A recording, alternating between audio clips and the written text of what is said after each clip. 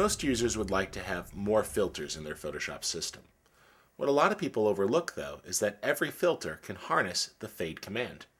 The fade command allows you to use blending modes as well as make opacity changes to a filter.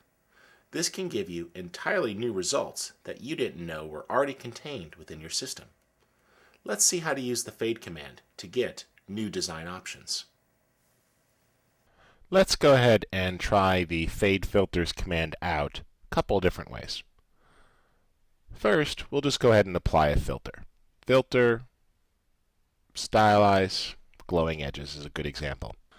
Now, this filter goes ahead and finds the edges. We can go ahead and make those wider and affect the brightness and smoothness and click OK. And by default, that's a pretty ugly effect. But if we immediately choose Edit, Fade Glowing Edges, we have the ability to back the effect off with an opacity slider, or better yet, change its blending mode. For example, Screen will drop the dark areas out. And now my glowing edges effect did what I wanted it to. It put a glow around the outside edges. Let's go ahead and revert that image to its beginning. Let's try one more filter. Filter, Artistic, and we'll do a rough pastels. Push that up a little bit. Actually, let's do smudge stick. I like that one better. There we go. Affect the stroke length, highlight area, and intensity. And we'll click OK.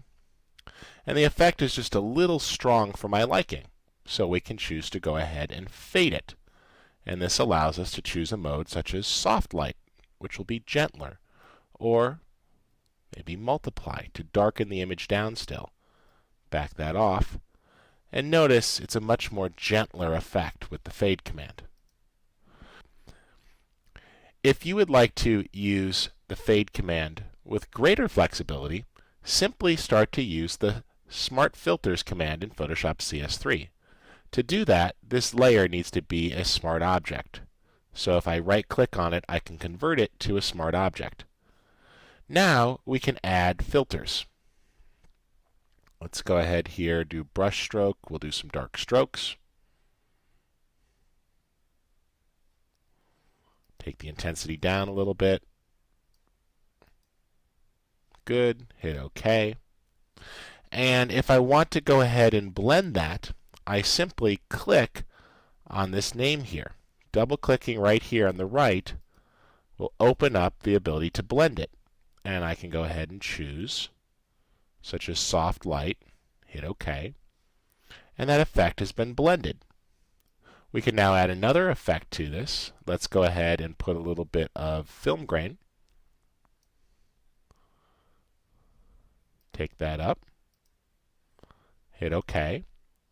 Also too strong, so let's go ahead and click on that and blend that in a bit. There we go.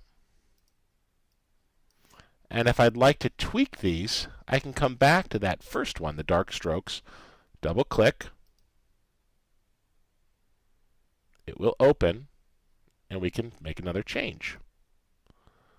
So by using the smart filters, the fade command becomes available even after the fact, and we can then adjust its blending options. Fade filters command is a great way to significantly extend your filter collection.